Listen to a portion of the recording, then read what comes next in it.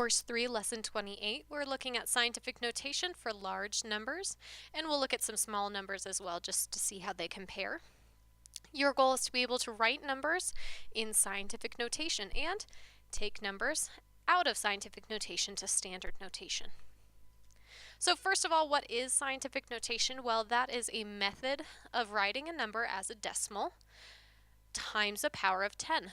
Now, we can use powers of 10 like 10 to the 8th, okay? But we need to know what are the numbers that we are allowed to use before that. What can we multiply by?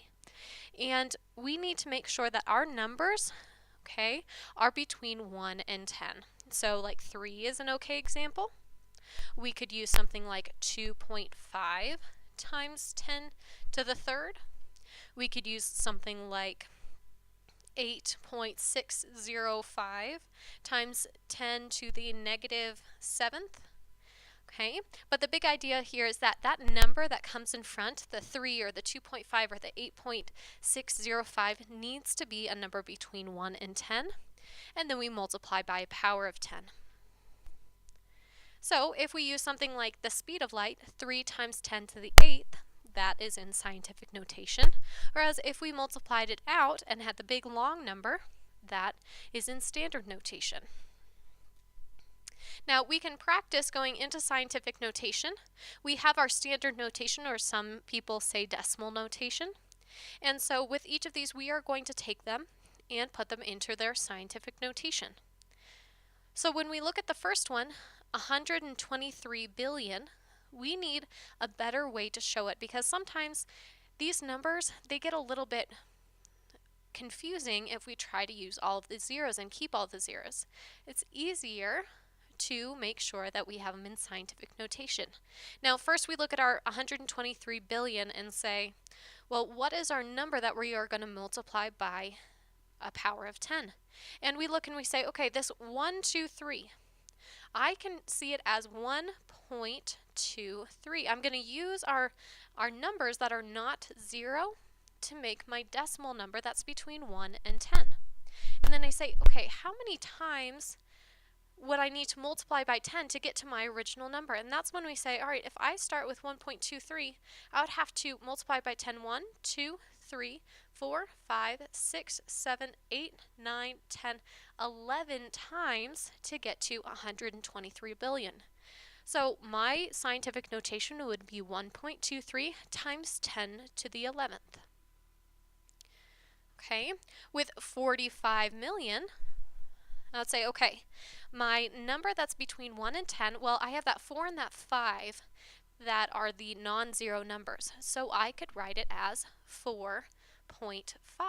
And then I just need to determine how many times from 4.5 do I need to multiply by 10 to get to my original number. So I would say, okay, 1, 2, 3, 4, 5, 6, 7 times. So I would say 4.5 times 10 to the 7th. Okay. Try this next one, 67,800,000,000,000. Huge, huge number, trying to keep track of all those zeros. So let's write it as 6.78.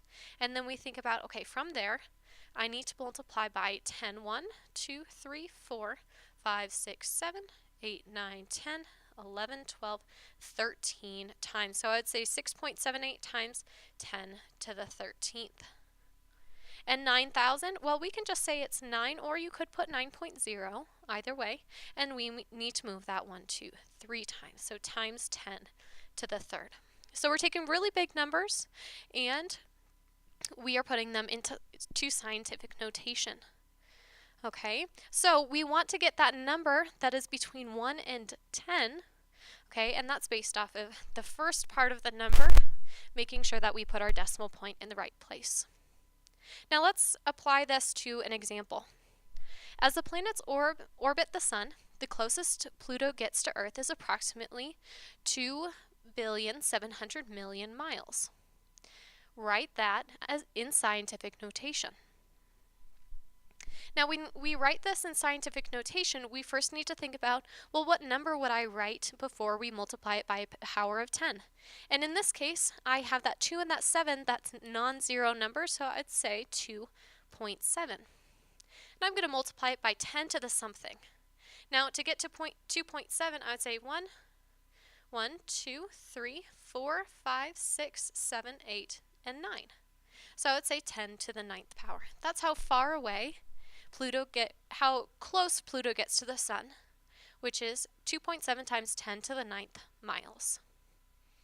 Okay? Try this one. The speed of light in a vacuum is approximately 186,000 miles per second. Putting this into scientific notation, we would say 1.86, that's our number between 1 and 10. Okay, we wouldn't say 18.6 or 186. We would say 1.86 times 10 to the, well, we need to do 1, 2, 3, 4, 5 to the 5th power. Okay, that's how many miles per second we have. Okay. All right, a couple more examples. Rewrite these in scientific notation. Take a few minutes to work through these problems, and then I'll show you some answers. Okay, I'll just do a few of them. Okay, but if we try our first one, 7,960,000,000, we would say, all right, I have 7.96 times 10 to the 9th. If we were going to say 63 million, I would do 6.3 times 10 to the 7th.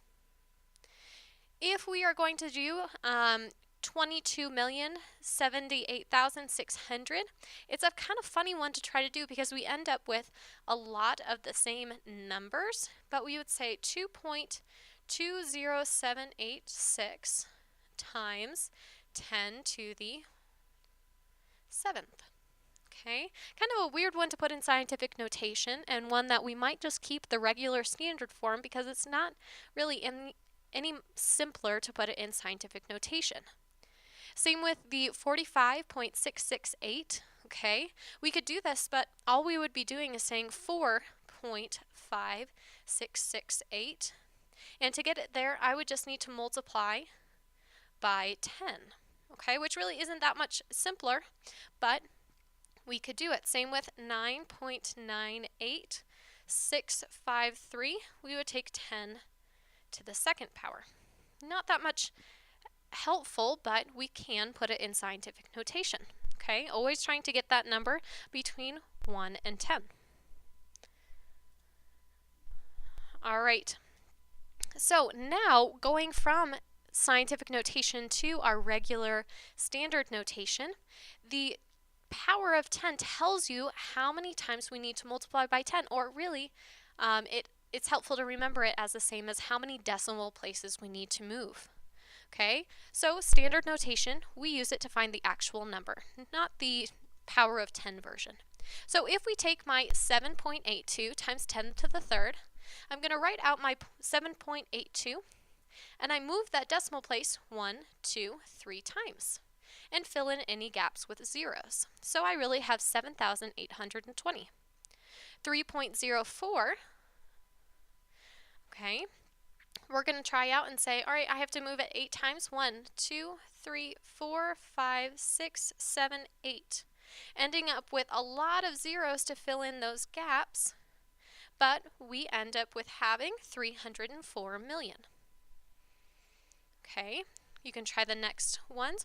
We just need to move those decimal places. So there's a decimal place after the 5. And so we would move it 4 times. 1, 2, 3, 4. And my 6.2103, I move it 10 times. 1, 2, 3, 4, 5, 6, 7, 8, 9, 10. And we have all of those zeros. So the powers of 10 tells you how many times to move your decimal. Now in all of these cases, we have positive exponents. Now that won't always be the case with scientific notation. Sometimes we will have examples like this. Maybe we have 3.26 times 10 to the -4th. Well, the only thing that really looks different is that negative exponent, but we use it in a very similar way. That negative exponent is not actually telling me to multiply by 10. We're going the other way. We're dividing by 10, which means we're going to move our decimal point to the left.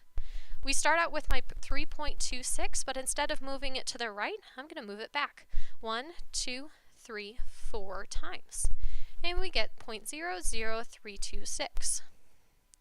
All right. Same with if we wanted to start with a small number like 0.068. Try to put that in scientific notation. And you would do something like 6.8 times 10 to the, well, we had to move it back once twice to get it to our original, so it would be 6.8 times 10 to the negative second. So we can do it with really big numbers and really small numbers. Here are some other examples that you can try. Okay, you're rewriting these just like you would before, but into our scientific notation. Okay, for 3.79 times 10 to the fifth, we would do 3.79 and move it 1, 2, 3, 4, 5 times. That's what you should get. 8.44 times 10 to the first, well, we have 8.44, and we are just moving it once to the right. So we get 84.4. 6.5393, we move it 4 times, 1, 2, 3, 4. Okay, and we get my 65,393. 9.1187, this one's a little unique because we're multiplying it by 10 to the 0 power. We're not trying to move the decimal at all, actually. We leave it as 9.1187. And lastly, 7.2658746. We would move it 8 times to be 1, 2, 3, 4, 5, 6, 7, 8. We're just going to add on one more 0. And it looks like we get 726,587,460. So these are some examples of putting them into their original standard notation out of scientific notation. Okay. Lastly, okay, we just have a couple last things with scientific notation. Practice converting to proper scientific notation. And so if we look at these, 1, 2, 3, and 4, they look okay at first because we're multiplying by a power. But when we actually look at this, we say, well, that's not right because 19.5 times 10 to the 11th, that's not a number between 1 and 10. 19.5 is bigger than 10. So I need to make sure that I use it and put it into proper scientific notation. Now, there's a couple ways to think about this. The first way is you could convert it to our normal scientific or our standard notation, and then make sure to put it into proper scientific notation. So you could say, okay, 19.5, and I'm going to move that 11 times. So 1, 2, 3, 4, 5, 6, 7, 8, 9, 10, 11, and add all of those zeros. And from here, you could say, all right, now, since I know what's going on, I can make sure to do 1.95 times 10 to the, well, that's going to take 12, okay, times 10 to the 12th. Now, if you know what you're doing, you don't necessarily have to go to this step, but it's always a good way to go, okay? You could always do this way, putting it into standard notation and putting it back to proper scientific notation. Or you can realize that if I have 19.5, that's really the same as 1.95 times 10. So if we are taking my 19.5 right here, I could just say, well, that's 1.95 times 10, and we have our times 10 to the 11th. Really, we are saying I am going to add another 10 to multiply by so that I have 1.95 times 10 to the 12th, just like what we said down here. So if we move back the decimal place to put it in proper scientific notation, we increase the exponent by 1. Okay. Similarly, if we have 0.195 and we want it to be 1.95, well, that's the same as like going back a step, okay? We're not taking out a 10, we are actually needing another 10. So I'm going to take this original 10 to the 11th and say, well, I'm going to say that's times 10 times 10 to the 10th. I'm going to use one of those 10 to get it to my 1.95. Okay, so I can move this to here, and I have times 10 to the 10th. So if I move a decimal point forward, I'm going to move my exponent down. Okay? So some little ways that you can also think about it. If we're going to move our decimal place back, like in the case of the 19.5, we move the exponent up. If we move the decimal place forward, we're going to move the exponent down. So if we use it for number 3, I'm going to move my exponent back. That means that I need to move my exponent up. Well, what's before negative 11? We have negative 10 on the number line. So I really have 1.95 times 10 to the negative 10th. And you can prove this to yourself by putting it into regular standard notation, then putting it back in proper scientific notation.